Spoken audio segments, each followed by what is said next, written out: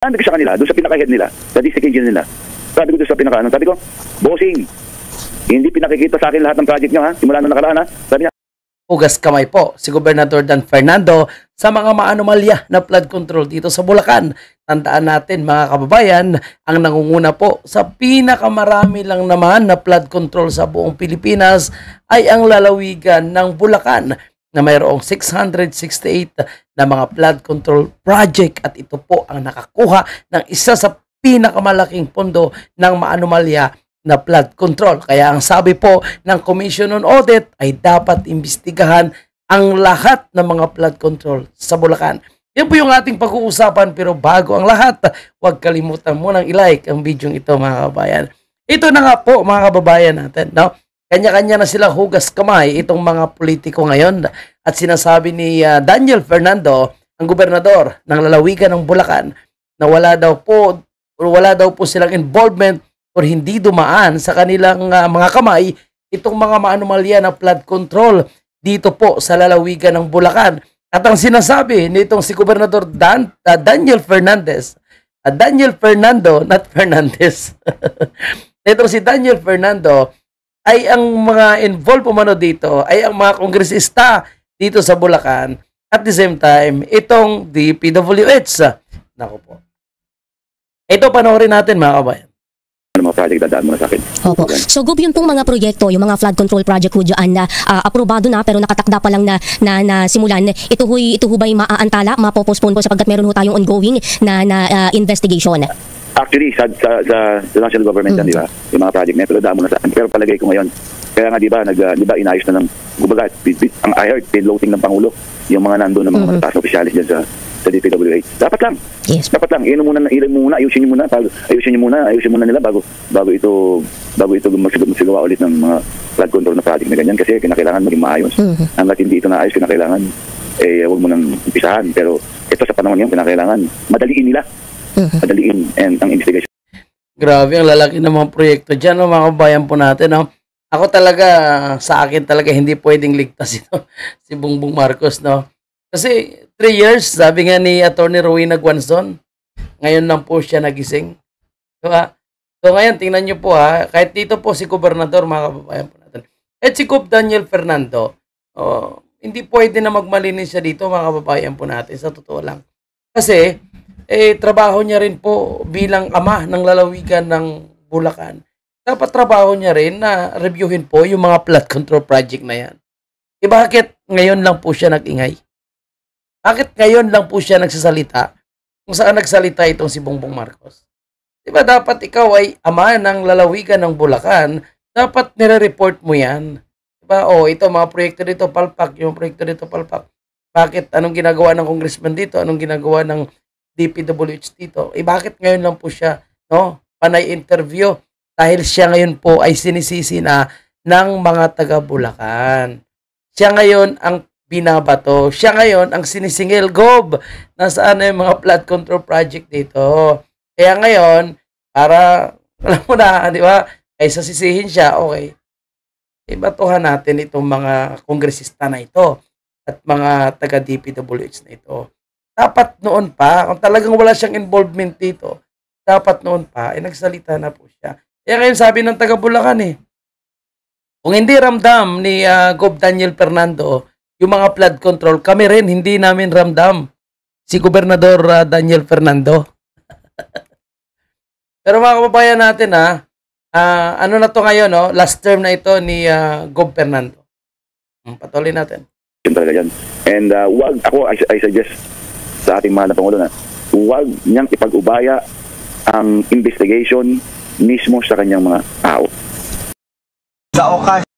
Hindi pa ubaya sa kanyang mga tao, Gob, no? Kasi, siyempre, pag pinaubayan ni Gob sa kanyang mga tao, so alam naman natin na wala talagang mapupuntahan, Gob, no? And kahit si Gob, no, wala rin tiwara sa mga taga House of Representatives. Siyempre, di ba? Ngayon, tingnan mo, magkaaway na sila ngayon ng mga kongresista dyan. Alam mo yung lahat ng mga kongresista dito sa buong lalawigan ng Bulacan, mga kaalyado yan ni Daniel Fernando. So ngayon na ano na ito, damay-damay na ito sa issue ng flood control, mukhang hindi na po sila magkakabati ngayon, no? Kasi ngayon, nilalaglag po sila ni Daniel Fernando. So, dati, hindi po siya nagrereklamo kasi re-electionist po siya. Yun. So, ngayon, dahil tapos na yung kanyang termino, hindi niya na kailangan yung mga kongresista, laglagan na. Oo, itong mga politiko talaga, mga kababayan po natin, ang bilis nila maghugas ng kamay. Siya mismo maging head ng investigation. Dapat siya. Gob, gusto kong mahingi yung paliwanag mo doon sa sinabi mo, bakit dapat si Pangulong Bongbong Marcos ang mismong mag-head ng kanyang investigation at hindi dapat ipaubaya doon ho sa kanyang mga tao? Baka maluto ng chapsoy. Ayun. Diba? Luto ng chapsoy, si Bongbong Marcos nga mismo mag-imbestiga nito, ang dami-dami niyang trabaho. Ibig sabihin, siya mag-iimbestiga. Kung matapang talaga yan siya, kung talagang magaling yan siya na pinuno, dapat pinangalanan niya na. Diba? At alam mo, gaya ng sinasabi ko sa aking live stream palagi, yung ganyang klaseng gawain ng mga politiko ngayon, dahil wala nga, hindi sila tatakot kay Marcos Jr. Kasi kung anong puno, ganun din ang bunga Kasi kung mag-iimbestiga siya, mismo yung pamilya niya, di ba? Napatunayan na may mga ninakaw po sila sa ating gobyerno. May ninakaw po sila, nakaba ng bayan ng kanyang buong pamilya. Ngayon siya mag-iimbestiga. So, paano pa magtitiwala ang taong bayan? Kung mismo siya ay involved sa mga anomalya, tingnan nyo mahigit 6 na trilyon ang budget ng gobyerno, di ba? Pero yung infrastructure project, mahigit 1 trillion po yung napupunta sa DPWH. Pero ano ba yung mga malalaking proyekto na ginagawa ni Marcos? Wala ngayon, mga kababayan po natin. Itong si Gov. Dan Fernando, dapat niya ito, isa-isahin niya ito. Dapat pangalanan niya rin yung mga bawat distrito diyan na may mga anomalya sa flood control. Dapat mention niya rin yung mga kongresista. Kasi yung mga proyekto pala ng DPWH, dumadaan din pala yan sa mga kongresista. Dapat pangalanan niya rin, ilaglag niya na, total, nilalaglag niya na yung mga kongresista niya. Ilaglag niya na lahat. Pangalanan niya na kung sino kongresista na involved. Kasi ang bilis lang po ng panahon Kakatapos lang ng eleksyon. Tapos, malapit na naman, 2028 na naman. Para at least alam ng taong bayan, ng mga nakikinig dito sa programa ng DCRH, kung sino yung congressman or congresswoman na hindi na dapat pagkatiwalaan pagdating ng 2028. Diba? Okay, tuloy natin. Baka magise, hindi ba? Hindi ba? Ito nga, di ba, sinambit sa kanya, finish na, completed na. Yung pala, hindi naman pala. Hindi niya naman chinek, di ba? Kasi, tamad nga, tulog. Hindi ba? Minsan na siyang naloko. Hindi ba? Wala kung mambubudol siya, ngayon, kung talagang hindi siya involved dyan, siya rin binudol ngayon. Yan ang gantihan lang Budol siya kaya binudol din siya ng mga kongresista at mga contractor at DPWH. Opo. Go curious. Kailangan siya mismo kasi baka mamaya magise. Di ba? Opo. Gob, ako'y naku-curious lang po ako ang binabanggit po ninyo ang DPWH ang nangangasiwa ho sa mga proyektong ito at wala ho ditong ang ating pamahalaang panlalawigan. Pero bilang kayo ho ang ama ng Lalawigan Governor, hindi ho ba kasama ho dapat sa proseso yung kanilang abiso o pagpapaalam man lang sa inyong tanggapan na may gagawin ho ganitong proyekto ho sa inyong lalawigan? Yes, hindi nga pinakita sa amin, hindi nga pinaalam sa akin. Ang ganda ng tanong ikaw yung ama ng lalawigan. Kumbaga, bakit wala kang alam? Walang submission ng project, walang sinasabi. Kaya nga minsan ko silang pinatawag Minsan ko silang pinatawag. Kasi nga, nangihingi sila ng PDC resolution. Ng Provincial Development Resolution sa ating council ng PDC. Ngayon sabi ko, sabi sa engineering natin, I need to talk to them muna. Papuntahin muna sa akin, engineer. Lahat yan. Sabi ko sa ano ba yan, Gov, Daniel? Ngayon ka lang action. Ngayon mo lang sabihin na dapat lahat ng mga flood control project dadaan sa akin. Di ba? Ilang taon na binabaha yung Bulacan. Sabi mo, hinahanap mo yung budget na 3 bilyon na nakalaan para sa Bulacan na hindi naibigay sa inyo ng national government. Bakit ngayon ka lang magsasalita, Gov? Sa ating engineering na department. Sabi ko, papuntahin mo na sa akin. Lahat. Napunta nga lahat. Yun na. Sinabi ko sa kanila, doon sa pinaka-head nila, sa district engineer nila. Sabi ko doon sa pinaka-ano, sabi ko, bossing, Hindi pinakikita sa akin lahat ng project nyo, ha? Simula nung nakaraan, ha? Sabi niya, hindi rin nyo pinakikita kay Gob. Ayun.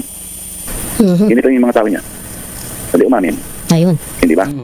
So, yun po, umamin daw po kay Daniel Fernando na sa gobernador ng Bulacan itong anomalya sa flood control na hindi daw po pinapakita sa kanya. Pero alam nyo mga kababayan po natin, mukhang huli na po para maghugas kamay po itong si Gobernador Daniel Fernando. Sabihin natin hindi po siya involved sa anomalya ng mga flood control na ito. Pero bakit ngayon lang po siya magsasalita? No? Ngayong ipit na sila lahat, ngayong lahat damay-damay na po dito sa anomalyang flood control na ito. Okay lang sana kung first term niya ito, unang termino niya sana ito. Yung flood control na ito, yung mga naunang gobernador sana. Ngayon, problema dito, mga kababayan, no? Siya yung gobernador sa dalawang termino. Sabihin natin 2023, 24, and 25. Siya ang gobernador. Matagal na binabaha yung buong Bulacan. O bakit ngayon lang po siya nagsasalita? Kung saan yun, nagsalita ito si Bongbong Marcos. Dahil takot siya magreklamo, takot siya na pagkaisahan siya ng kanyang mga kongresista. Halos lahat ng mga kongresista dyan na sinasabi niyang may hawak na itong proyekto ng flood control ito sa Bulacan. Ikalyado niya. Diba? At bakit ngayon lang niya ipapatawag itong mga taga DPWH? No? Matagal na pong binabaha.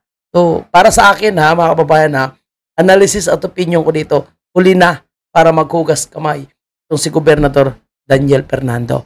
Kumbaga, kung si Marcos Jr. ay natulog sa loob ng 3 taon at ngayon lang nagising at na-realize niya na talamak na yung corruption sa flood control, ganito rin po yung nangyari sa gobernador ng Bulacan.